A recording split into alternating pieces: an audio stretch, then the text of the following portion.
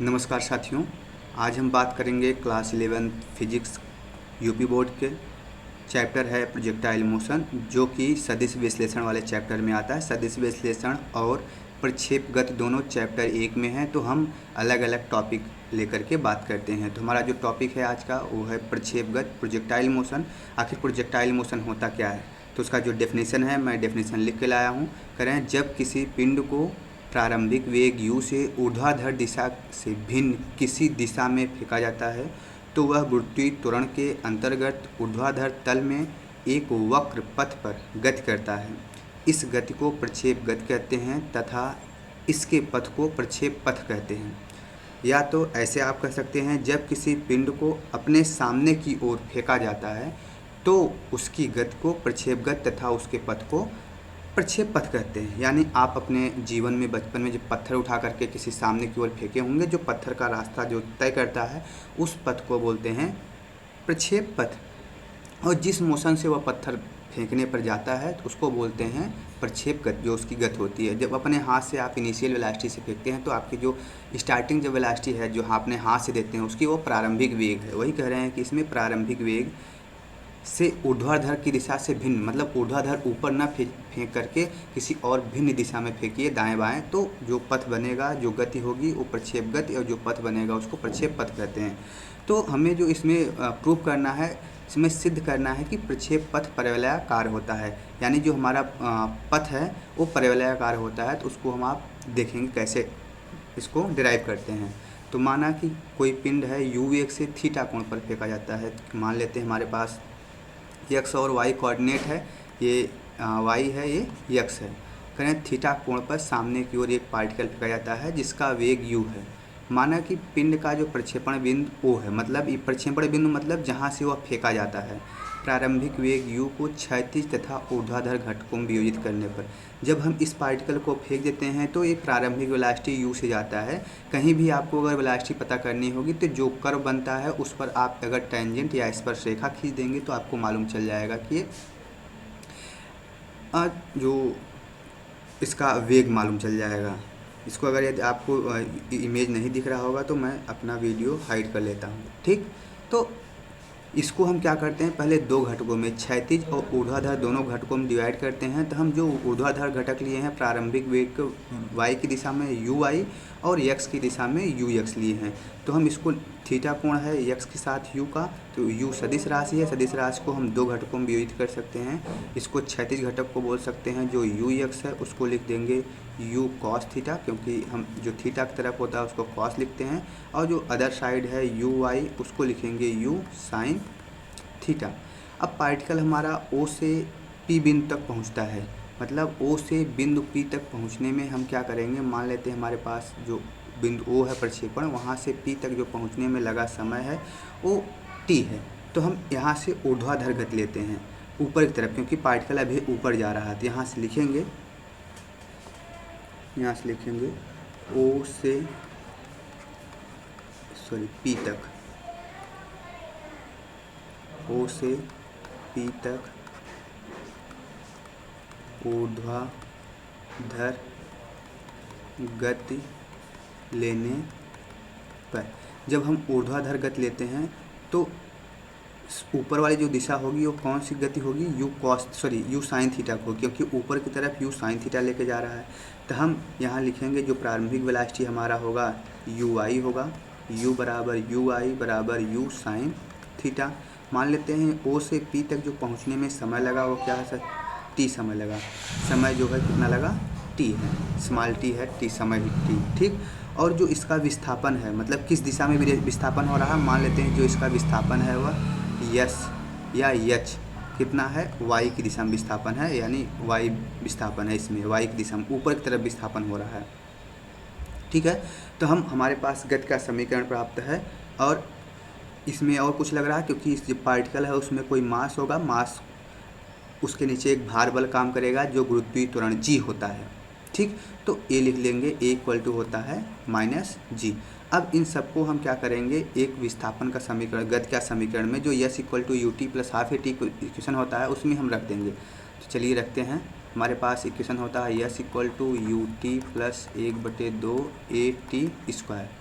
Yes का मान था y, u का मान था u साइन थीटा, और t को t रहने दीजिए, प्लस सॉरी यहाँ माइनस होगा क्योंकि a माइनस है 1/2 g t स्क्वायर। ओके, अब क्या करते हैं, हम इसको समीकरण नंबर 1 मान लेते हैं। उसके बाद हम क्या कर लेते हैं, अभी ऊर्ध्वाधर गति लिए थे, अब हम क्षैतिज गति लेंगे। ओ से ओ डैश या ओ से इस बिंदु को कुछ मान लेते हैं, वहाँ से ओ से पी तक ऊर्ध्वाधर गति लेते हैं, सॉरी क्षैतिज गति। ओ से पी तक क्षैतिज जब गति लेंगे, क्षैतिज गति में जो क्षैतिज वेग होता है, अचर होता है, वो बदलता नहीं है, क्योंकि यहाँ पर जो होता है जी होता है ना, वो एम जी कास 90 डिग्री होता है। जब भी भार बल नीचे काम करता है तो जब उसको कंपोनेंट डिवाइड करेंगे तो एम जी कास थीटा होता है। एम जी कास थीटा 0 होता है, कितना, एम जी कास 90 अंश, ठीक। तब उसके कारण यम जो यू एक्स होता है वह अचर होता है, यानी जितना समय यहाँ से यहाँ तक लगता है उतना ही समय यहाँ से यहाँ तक लगता है, जी पर उस पर कोई प्रभाव नहीं पड़ता है। अब हम लिखेंगे ओ से पी तक क्षैतिज गति लेने पर, जब क्षैतिज गति लेते हैं तब क्या होगा, तो हम यहाँ पता कर सकते हैं। मान लेते हैं क्षैतिज गति क्या है, एक्स डायरेक्शन में है, तो यहाँ हम एक्स लिख देंगे, ये वाई था, वाई लिख देंगे। तो होता है दूरी बराबर चाल गुणे समय। तो हमें इसमें समय निकालना, क्योंकि हमें समय नहीं पता है, तो हम क्या करेंगे, तो दूरी हमारी कितनी है, किस दिशा में विस्थापन है, तो विस्थापन हमारा एक्स की दिशा में है, तो यहाँ हम लिख सकते हैं एक्स की दिशा में। जो चाल है क्षैतिज दिशा में जो चाल था यू एक्स था, कितना, यू कॉस थीटा, तो यहाँ हम लिख सकते हैं यू कॉस थीटा इंटू यहाँ जो समय है वह क्या है, टी है, समय टी। यहाँ से टी की वैल्यू निकाल लीजिए, टी की वैल्यू आ जाएगी x upon u cos theta equal to t. ये हो गया समीकरण नंबर 2। अब इस समीकरण नंबर 2 को उठा करके समीकरण नंबर 1 में रख दीजिए। समीकरण नंबर 1 में रखेंगे तो हमारे पास जो आंसर आएगा वो कितना आएगा देखते हैं। तो समीकरण 1 में रखने के बाद हमारे पास हो जाएगा y equal to u sine theta into x by t के स्थान पर u cos theta minus 1/2 g, और वहाँ क्या है, टी स्क्वायर है, तो एक्स स्क्वायर अपान क्या हो जाएगा, you square cos square theta, ठीक। अब क्या करते हैं, यहाँ सॉरी एक बार इमेज और आ गया है, इसको हटा देते हैं।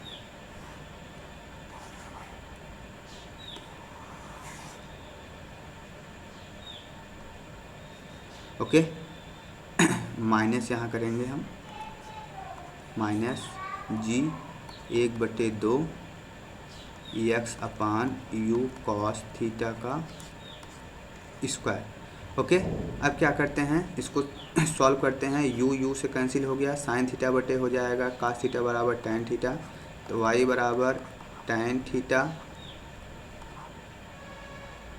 एक्स मल्टीप्लाई में है, तो एक्स इसको हम पहले लिख देते हैं ताकि यहाँ मल्टीप्लाई में प्रॉब्लम ना हो, ठीक है। यहाँ थोड़ा सा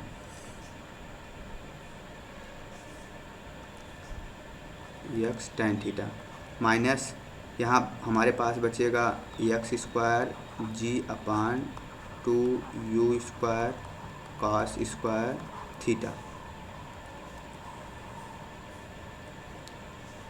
तो इसको हम फिर से लिख देते हैं।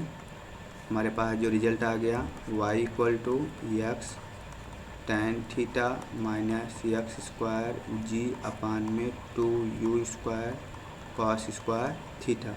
अब यहाँ देखिए x और y का दोनों का घात देखिए, y का 1 घात है, x का यहाँ 2 घात है, यानी हमारे पास जो समीकरण बन रहा है y equal to a x plus b x square के टर्म में बन रहा है। यानी जो b है, b की वैल्यू कुछ भी हो सकती है, लेकिन हमारे पास एक x में 2 घात है, y में 1 घात है, या y में 2 घात x में 1 घात हो, तब हम उसको बोलते हैं परवलय का इक्वेशन। यानी जो हमारा पथ है, यहाँ से पता चल गया कि जो एक पथ है वो कैसा है, वह परवलयाकार है। तो यहाँ हम इसको मिटा देते हैं, तो हमारे पास आ गया ये प्रक्षेप का पथ परवलयाकार है, यहाँ लिख देंगे। अर्थात y में 1 घात और x में 2 घात है, इसलिए यह जो इक्वेशन है यह कैसा है, परवलयाकार है। यानी जो प्रक्षेप का पथ परवलयाकार होता है, परवलयाकार